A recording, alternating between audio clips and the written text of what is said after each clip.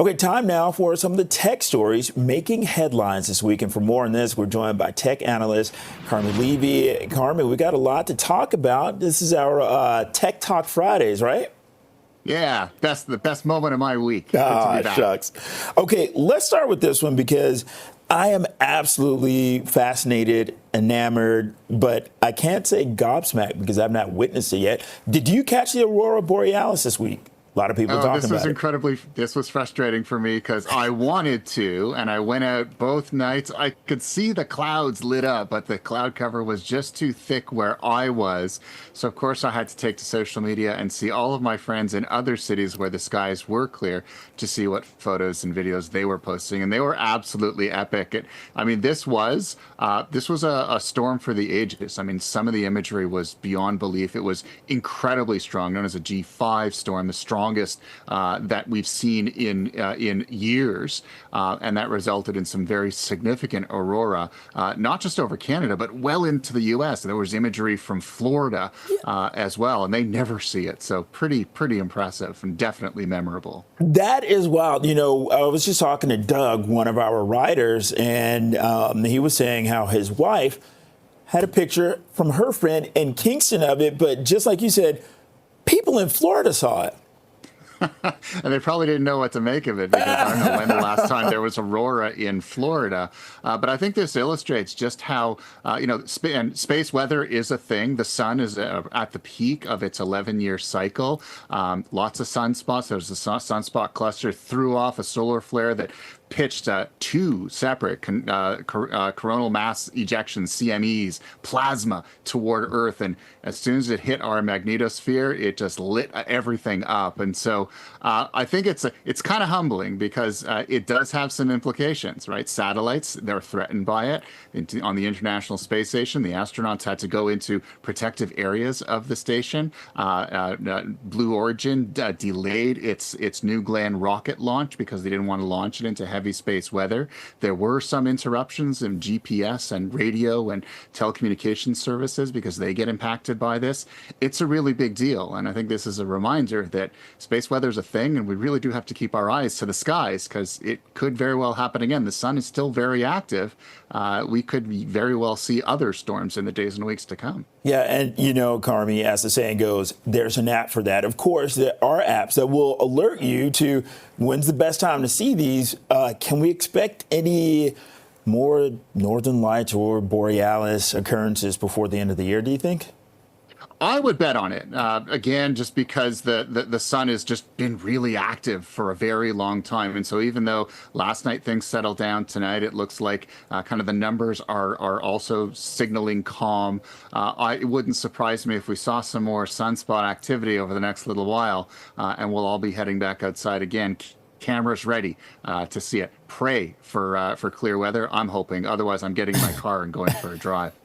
Okay, so what about this? A lot of people are talking about a new feature this week.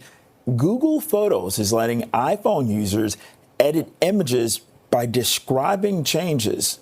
Okay, you got to explain this. And is it actually as cool as it sounds? Oh, it is. And the photographer in me is really nerding out over this. They're calling it Help Me Edit. And basically what it is Google has something called Nano Banana, and they introduced that earlier this year. It's an image generator. And it's an AI tool, which allows you to, create images just based on a prompt. Tell it what you want and it makes an image. And so now they're taking Nano Banana and building it into Google Photos, which of course is a very popular photo platform. And so now when you want to edit a photo, instead of using the traditional editing tools, using your mouse or a touch screen, you just tell it what you want it to do. Tell it to remove your friend's glasses from their face. Tell it to get rid of that person who's giving you the peace sign in that photo of your family. And it can change it just based on voice prompts, which is incredibly powerful because a lot of people aren't such great photographers, aren't such great editors, but they can certainly tell the model what they want it to do.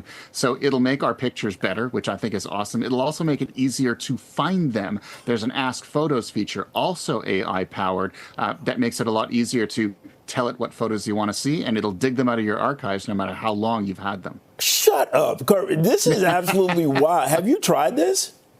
I have not, because it's not in Canada yet. It's only, the app is only available. They've made it available in the iOS Google Photos app in the US. But usually, what happens, they introduce it there first, and then within a few weeks, maybe a month or so, it comes to Canada. So I'm watching really carefully. I keep hitting update on the Google Photos app on all my devices, because as soon as it gets here, I mean, I'm an avid photographer in my spare time, so this is a tool that I'm already using. And as soon as it gets these really cool AI smarts, I am so all in on this, and my Instagram feed is going to reflect that. Okay, we're going to have to bring you in for a tutorial. Now, what about this?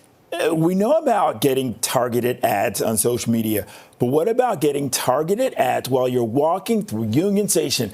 Is this going to become the norm? And if so, what do we need to know?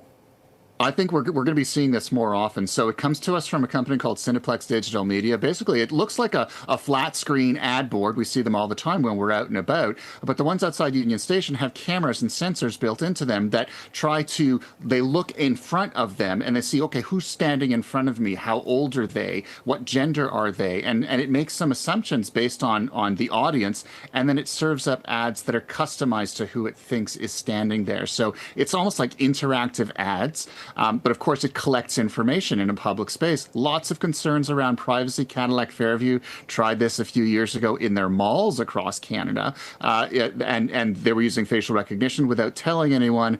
They had to take the technology out after a firestorm of controversy. So this is very similar technology. There are signs there that say this is what's happening. However, it isn't clear exactly what kind of information is being collected and where it's being stored, who has access to it, things like that. So yeah, we can expect to see this more often. I think the key here really is how well are they communicating this so that we know how to govern ourselves accordingly when we're out in public, so that we're not having our privacy violated. It's something that we're just going to have to keep our eyes open for when we're out and about. Wow. All right, tech analyst Carmi Levy, always a pleasure. Happy Friday, Carmi. Thanks so much, Bakari. You as well. Take care. Thanks a lot.